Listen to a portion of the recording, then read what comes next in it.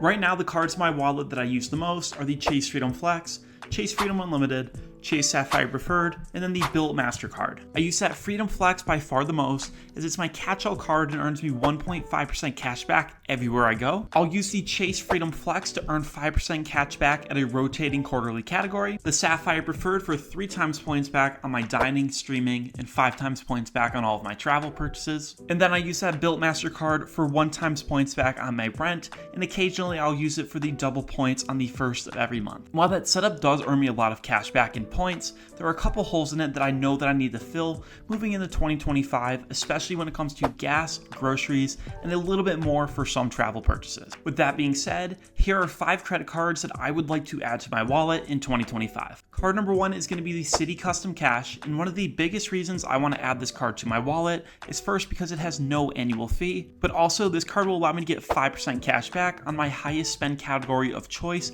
every single month. So the way I envision using this card is to designate it as my gas card, so every month I know I'm taking home 5% cash back opposed to 1.5% cash back with my Freedom Unlimited that I typically use. And depending on my lined up purchases throughout the year, I could also take the card and instead of using it on gas, have some flexibility and play around with it to lock up 5% cash back at another category of choice. I think that the flexibility with that 5% value makes it one of the best cards on the market, especially with no fee, and I know that if I got it, it would immediately add a lot of value to my wallet. But moving on to the second card I would like to add to my wallet in 2025, this is going to be the World of Hyatt credit card, which is a co-branded card with Chase. The reason I like this card is because it's first pretty affordable, just having an annual fee at $95, but a huge reason I like it is because of the multipliers as well as the value packed inside of the card. With the card, I would be able to take advantage of it to get 9 times points back on all my World of Hyatt purchases, as well as 2 times points back on any transit purchase and any gym membership purchase as well. But the biggest reason I'd like to get this card is because each year you get a free stay at a World of Hyatt hotel,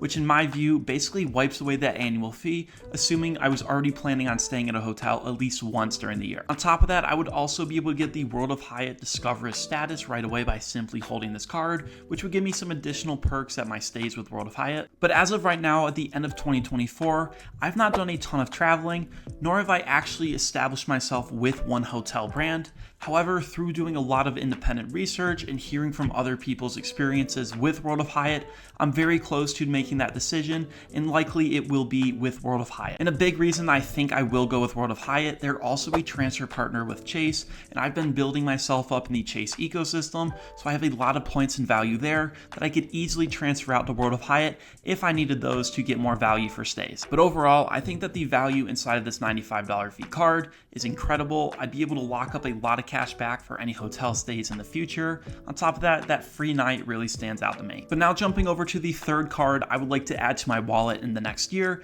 this is going to be the US Bank Shopper Cash Rewards Visa. I really like this card. With no annual fee during the first year, followed up with $95 each year after, I think that the card is very affordable, but what I really like are the multipliers and spending categories on this credit card. With it, I would be able to earn 6% cash back at 2 retailers of choice every single quarter. And looking at the retailers of choice on the US Bank website, and one that I know I would always have selected as my retailer, it's going to be Amazon. And for my other retailer of choice, there's some great options, but I'd probably use it for either Walmart, Target, or Best Buy, depending on where I plan on spending the most that quarter. But that 6% back on Amazon especially, and then another store of choice is absolutely huge. That's a ton of cash back I'd be able to get. And I also like this card because you can get 3% cash back on an everyday category of choice. For me, I would 100% use this for my wholesale club purchases as I spend a lot of money at Costco. I'm a huge fan of Costco. I use my Freedom Unlimited there, which gets me 1.5 back. And I also have the Costco card to get 2% cash back.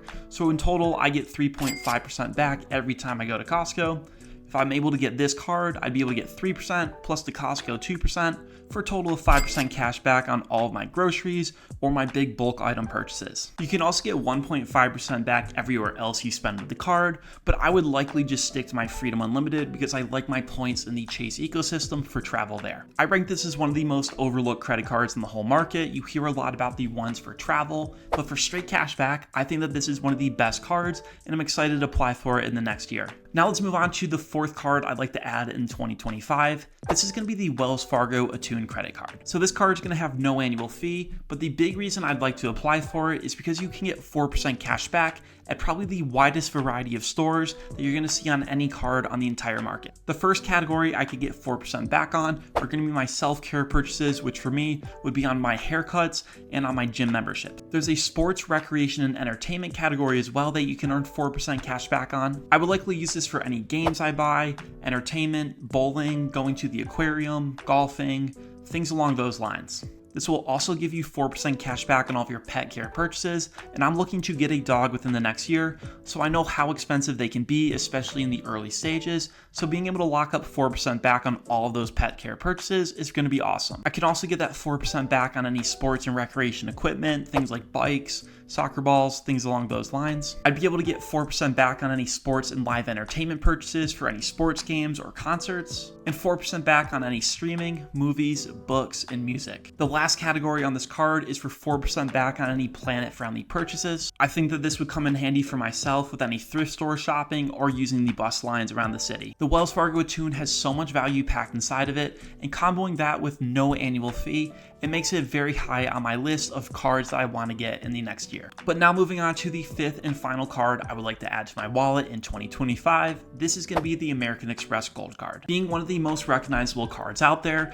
I won't go into a ton of detail on the actual card, but just share some of the things I would definitely be able to take advantage of. The first thing to take note of, there's that $325 price tag on this card, and that's something that I'm not super excited about having. So if I do go out and get this card next year, it's certainly going to be towards the end, probably in November, December 2025. Reason for this, I just don't like paying for my credit cards that much unless I see the value packed inside of it. So I'll likely go out and get the no fee cards first that I've mentioned today, and then pick up the Amex Gold at the very end of the year. But where I would use this card is for that 4 times points back on my dining and on my grocery purchases. Not to mention there's over $500 of value inside of this card, and I'd likely be able to get enough value out of it to offset that annual fee. The credits I know I would 100% take advantage of are going to be that $120 Uber Cash credit, $84 at Dunkin', and $100 for Resi Dining. I would likely get some value out of that $120 dining credit. However, I'm not someone that goes out and eats at a lot of fancy restaurants or things like Cheesecake Factory.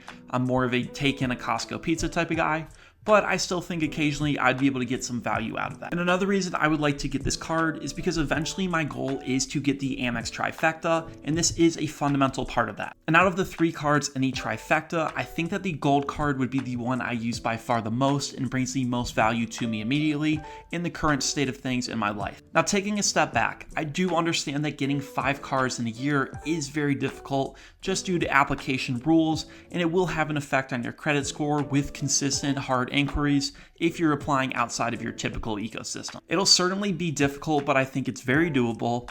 The one thing that would delay me from getting all 5 within 2025 and kick some down the road just a tad into 2026 would be sign-up bonuses. I'm a firm believer that those are the biggest things that you can do to earn huge chunks of cash back immediately, so I'd want to make sure that when I do apply for these cards, I space them out and give myself enough time to make sure I hit the sign-up bonuses before going out and applying for others. And with some of these cards, the sign-up bonuses are going to be a little bit more difficult to hit, specifically with the World of Hyatt card and the Amex Gold, where I'd have to spend a couple $1,000s to take advantage of them. But overall, I do think that the cards that I would like to add in 2025 would add a ton of value to my wallet. I already have a good amount, but I know that there's some areas to improve on, especially moving forward. And as I continue to apply and add cards moving into 2025, I'll definitely make videos and reviews as I walk through the application process if you are interested in applying for yourself. But as of mid-November 2024, this is currently where things stand for myself. Let me know down below what cards you would like to get in the next year. Maybe we'll see some new cards hit the market and that will totally throw plans off. But moving forward, I think that my plan's pretty solid and I'm excited to start executing on it. And if you enjoyed today's video, please go hit that like button and consider subscribing. It really helps me grow the channel and get the message of better personal finance out to more people on YouTube. I greatly appreciate y'all watching, and I'll see you in the next video.